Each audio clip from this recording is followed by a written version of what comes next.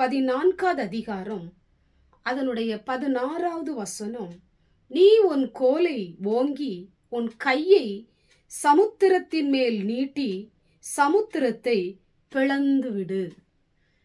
என கண்பான தேவ பிள்ளைகளே, உங்க வாழ்க்கையிலே அநேக தடைகள் உங்களை நெருக்கி கொண்டிருக்கிறதா? தடைகளின் மத்தியிலே நீங்கள் வாழ்ந்து கொண்டிருக்கிறீர்களா?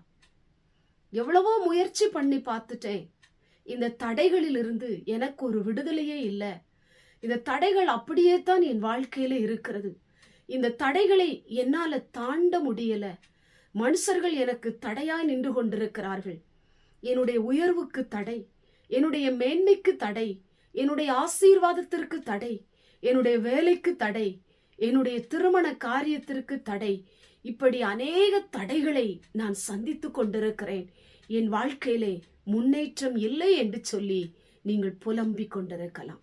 இன்றைக்கு ஆண்டவர் தடைகளை 2ஆய் பிளக்க போகிறார். நீங்கள் ஆண்டவருக்காய் தேவ சமூகத்திலே நின்று ஜெபித்து கொண்டிருக்கிற உங்க வாழ்க்கையிலே இன்றைக்கு தடைகள் எல்லாம் இன்றைக்கு அற்புதமாய் வழி கொடுக்க போகிறது. கர்த்தர் அற்புதமான வழியை உங்களுக்காக அவர் திறக்க போகிறார். எந்த மனுஷன் உங்களுக்கு தடையா நின்று கொண்டிருக்கிறானோ, எந்த காரியங்கள் உங்களுக்கு தடையா நின்று கொண்டிருக்கிறதோ அதெல்லாம் இன்றைக்கு பிளந்து வழி கொடுக்க போகிறது. உங்களுக்காக ஒரு கோல் ஓங்கப்பட போகிறது.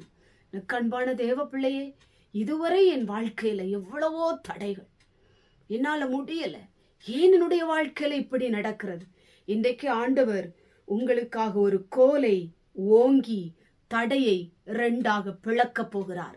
நீங்கள் அதன் நடுவே நடந்து போக போகிறீர்கள். ஆண்டவர் உங்களுக்கு செய்ய போகிற அந்த காரியத்தை உங்களுடைய கண்களாலே நீங்கள் பார்க்க போகிறீர்கள். அற்புதமான வழியை கர்த்தர் உங்க வாழ்க்கையிலே அவர் திறக்க போகிறார். எதிலெல்லாம் தடை இருக்கிறதோ இன்றைக்கு தடை 2ஆய் முறிக்கப்பட போகிறது. அதன் நடுவே நீங்கள் நடந்து போக போகிறீர்கள்.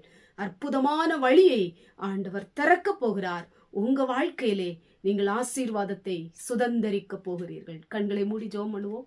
எங்கள் பரிசுத்தமுள்ள நல்ல பிதாவே, கேட்டதான வசனத்தின் மூலமாய் ஆண்டவரே, நம்முடைய பிள்ளைகளுடைய வாழ்க்கையில் இருக்கிற எல்லா தடைகளையும் நீக்கி ஆண்டவர்களை ஆசீர்வதித்து உயர்த்தும்படியா ஜெபிக்கிறோம்.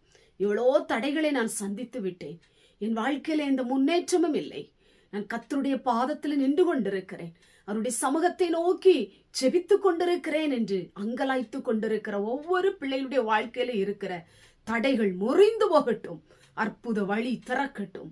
இயேசுவின் மூலம் ஜெபிக்கிறோம் பிதாவே, ஆமென்.